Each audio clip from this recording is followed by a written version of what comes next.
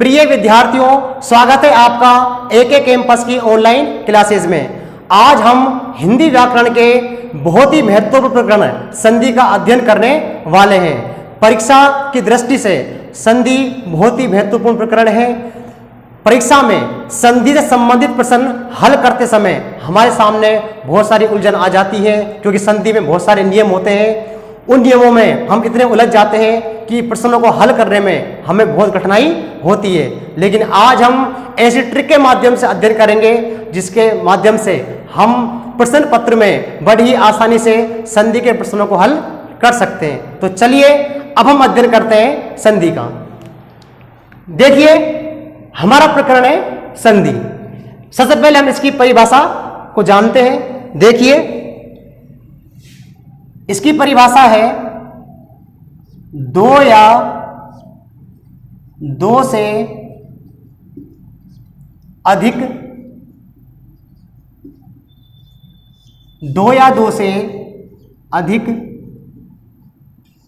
वर्णों के मेल को संधि कहते हैं। संधि कहते हैं। देखिए बच्चों, दो या दो से अधिक वर्णों के मेल को संधि कहते हैं। अब हम पढ़ते हैं संधि के प्रकार।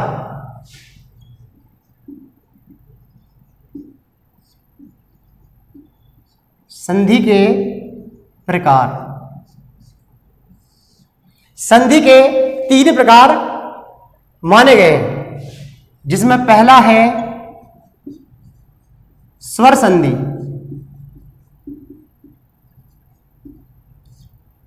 दूसरा है व्यंजन संधि, तीसरा है विसर्ग संधि।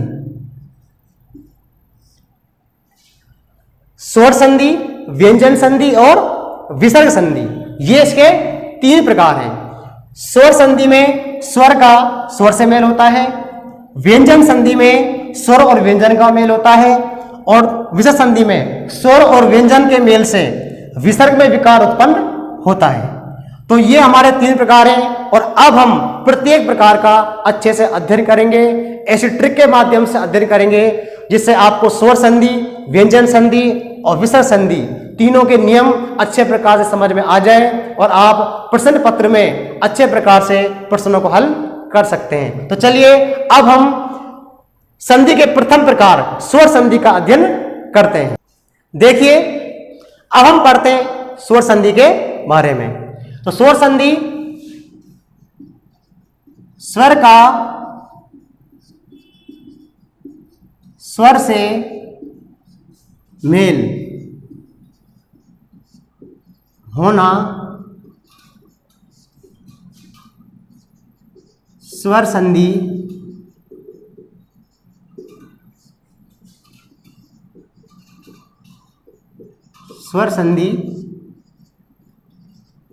कहलाता है।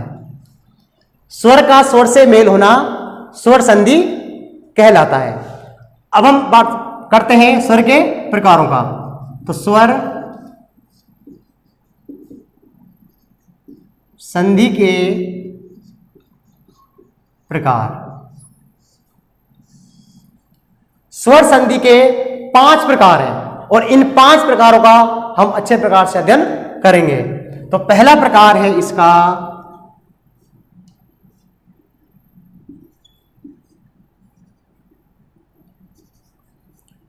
दीर्घ संधि, दूसरा है गुण संधि, तीसरा है वृद्धि संधि,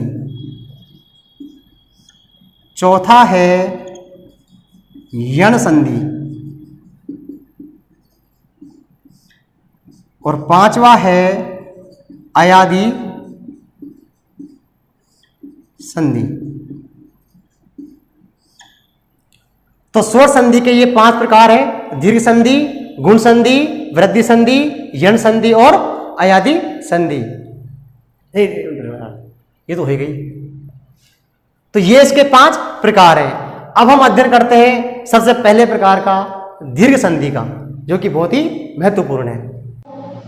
अब हम पढ़ते हैं दीर्घ संधि के बारे में।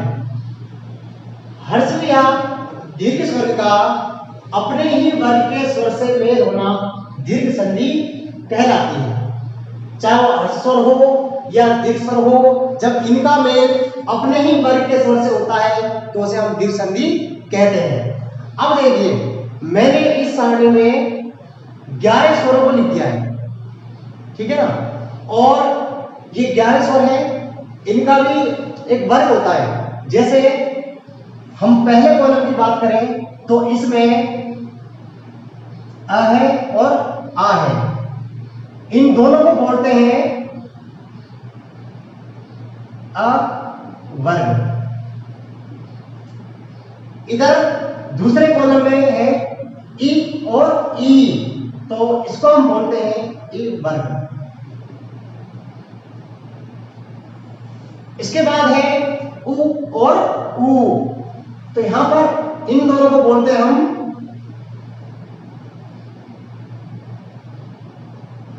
उ वर्ग। इसको हम नहीं लिखेंगे। इसके बाद में ए और ए, इसको बोलते हैं हम ए वर्ग।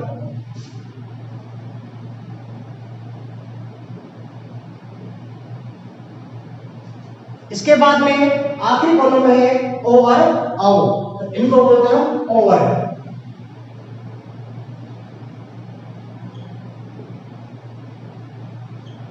ये इनके नाम हो गए। तो इन दोनों को हम क्या बोलते हैं? अ वर्ग। इन दोनों को क्या बोलते हैं? ई वर्ग। इन दोनों को क्या बोलते हैं? उ वर्ग। और इन दोनों को क्या बोलते हैं? ए वर्ग। और इन दोनों को क्या बोलते हैं हम? ओ वर्ग। ठीक है, ये हमारा संस्कृत में आता है मुख्य तौर पे, लेकिन हम हिंदी में मुख्य तौर पे हमारे ये 5 वर्ग होते हैं। अब देखिए, अब ए वर्ग में क्या होगा?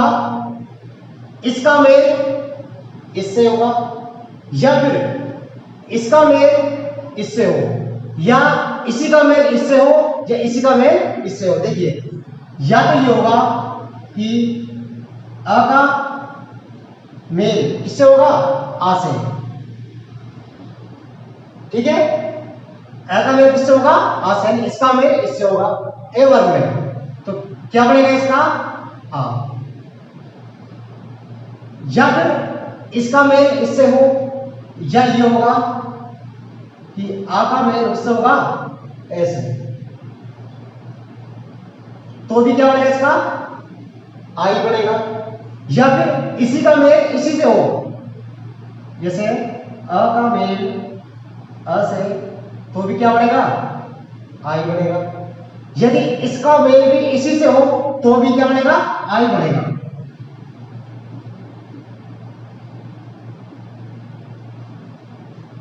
ठीक है ना।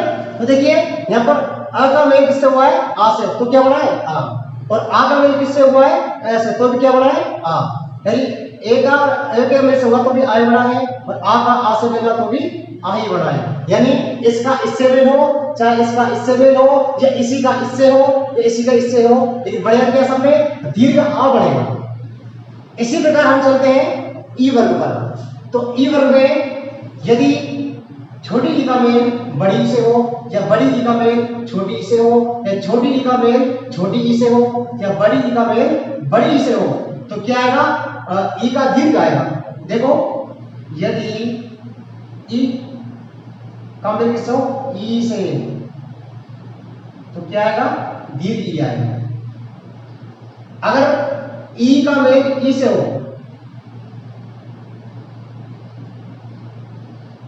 तो भी क्या आएगा? इसमें दीर्घ ई आएगा। यदि ई का मेल ई से ही हो, छोटी का मेल छोटी ई से ही हो,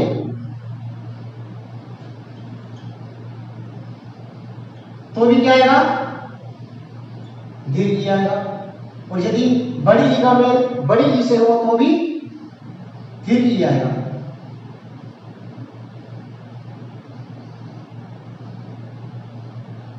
इसी प्रकार चलते हैं वर्ग पर। अब आप समझ में आ गया होगा कि हमें किस तरह से इनका मेल करना है। तो देखिए, छोटे ऊ का बड़े ऊ से मेल होगा तो दीर्घ ऊ ही होगा। यदि दीर्घ ऊ का मेल छोटे ऊ से होगा तो भी दीर्घ ऊ होगा। इसी प्रकार अब आपके समझ में आ रहा होगा कि किस तरह इनका मेल होता है।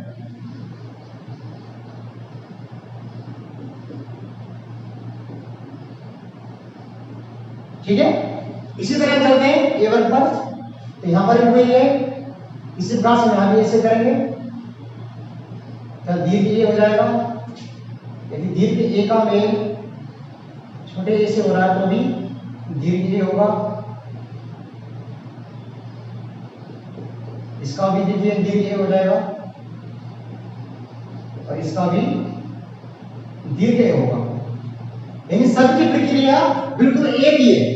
ठीक है ना। तो ए वर्ग का मेल इस तरह करना है हमको, ई वर्ग का मेल इस तरह से है, ओ वर्ग का इस तरह से है, ए वर्ग का इस तरह से है। अब हम चलते हैं ओ वर्ग की ओर। तो ओ वर्ग में भी यदि ओ का मेल औ से हो तो क्या आएगा, औ भी आएगा। यदि औ का मेल ओ से हो तो भी क्या आएगा, औ भी आएगा। यदि ओ का मेल ओ से हो तो भी औ भी आएगा।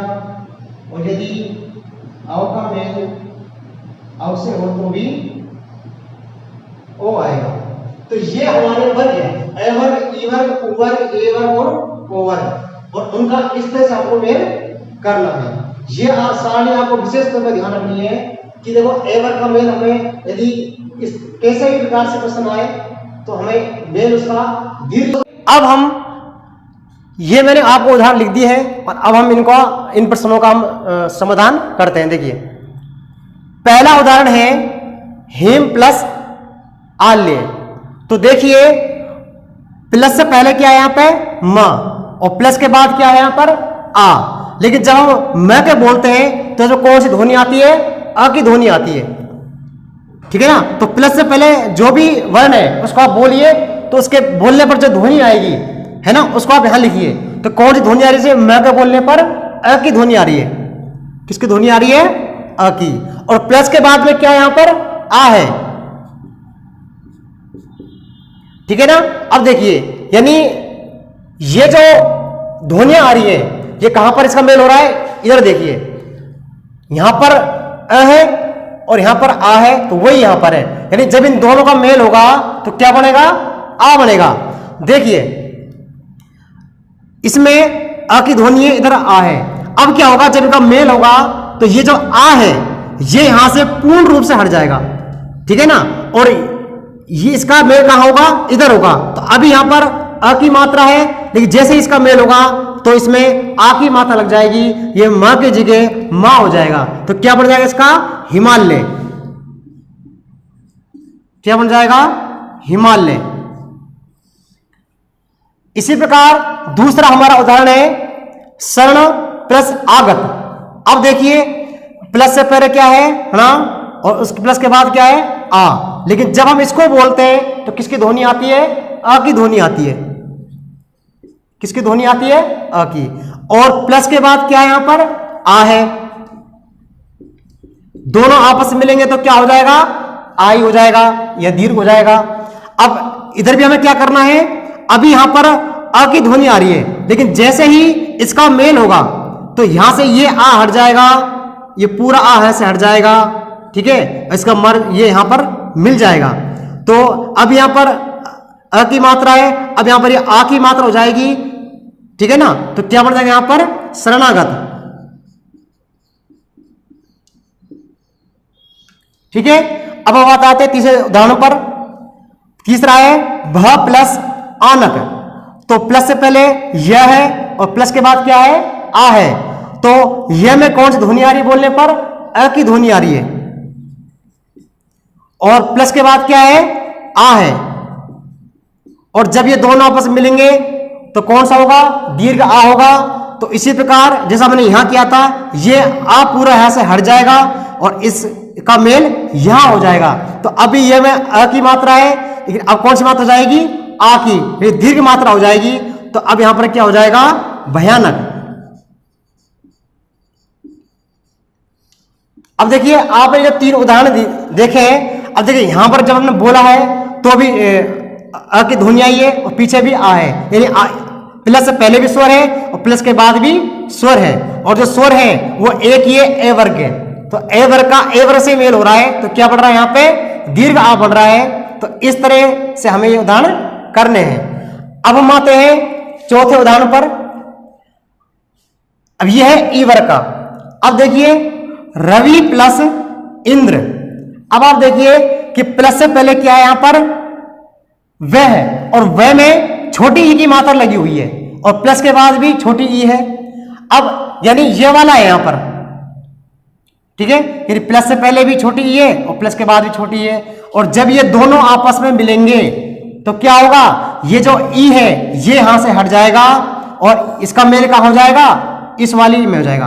अब यहां पर जो ई है, अब यहां पर कौन सी ई की मात्रा लगेगी, बड़ी, यानी दीर्घ ई की मात्रा यहां पर लग जाएगी। क्यों लगेगी, क्योंकि यहां पर छोटी ई है, प्लस के बाद में भी छोटी ई है, और जब दोनों का मेल होगा तो क्या होगा, यहां पर बड़ी ई होगा।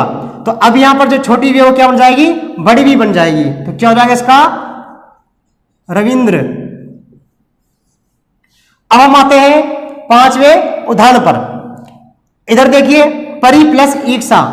अब यहां पर छोटी ई की मात्रा लगी हुई है और प्लस के बाद में बड़ी ई की मात्रा लगी हुई है। कौन सा वाला नियम है, ये वाला है, छोटी ई पहले है, उसके बाद बड़ी ई है, दीर्घ ई है, और जब इन दोनों का आपस में मेल होगा, ठीक है ना, तो ये बड़ी ई पूरी यहां से हट जाएगी, इसका मेल कहां हो जाएगा, यहां पर हो जाएगा।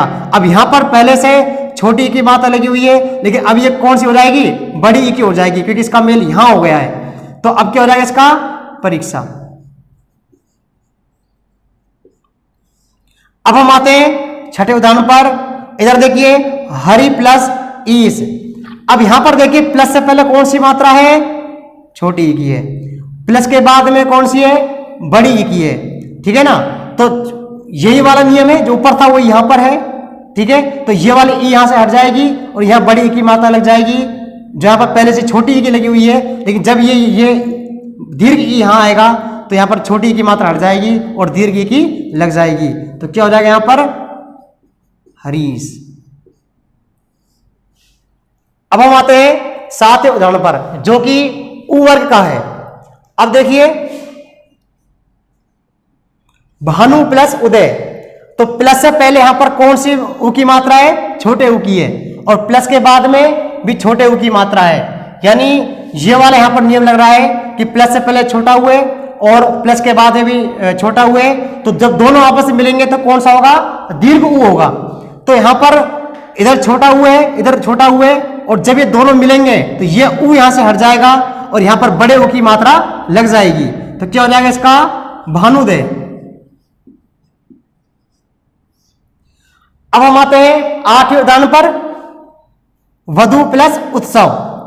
अब यहां पर बड़े उ की मात्रा लगी हुई है ध में, और प्लस के बाद में छोटे उ की मात्रा है। तो कौन सा वाला नियम है, ये वाला नियम है। तो प्लस से पहले बड़ा हुआ है, प्लस के बाद छोटा हुआ है, लेकिन जब दोनों आपस में मिलेंगे तो ये उ यहां से हट जाएगा और दीर्घ उ की मात्रा यहां लग जाएगी, जो कि पहले से ही लगी हुई है। अगर यह छोटे उ की मात्रा होती तो बड़ी हो जाती, लेकिन यह पहले से ही बड़े उ की मात्रा लगी हुई है, दीर्घ उ की मात्रा लगी हुई है, तो ये उ यहां से हट करके इधर ही मर्ज हो जाएगा। तो क्या हो जाएगा इसका, वधु सव, वधुत्सव। अब आते हैं हम 9वें उदाहरण पर, सु प्लस उक्ति। अब इस समय कौन सी उ की मात्रा लगी हुई है, छोटे उ की मात्रा लगी हुई है, और प्लस के बाद भी छोटे उ की मात्रा लगी हुई है। जब दोनों आपस में मिलेंगे तो क्या हो जाएगा, दीर्घ उ होगा। यानी अभी यहां पर जो छोटे उ की मात्रा लगी हुई है, लेकिन जैसे ही ये वाला उ यहां मिलेगा तो बड़े उ की मात्रा हो जाएगी और ये उ यहां से पूर्ण रूप से हट जाएगा। तो क्या हो जाएगा इसका, सुक्ति। इसी प्रकार हमें क्या करने हैं, जो ए वर्ग और ओ वर्ग है, इसके उदाहरण भी हमें इसी प्रकार करने हैं। तो प्रश्न पत्र में आपको कोई समस्या नहीं आनी चाहिए, आप इस सारणी को अच्छे से याद करें, ठीक है। आज हम दीर्घ संधि का अध्ययन किया, और अगली वीडियो में हम गुण संधि का अध्ययन करेंगे और इस वीडियो को आप बार बार दोहराएं, आपको अच्छे समझ में आ जाएगा।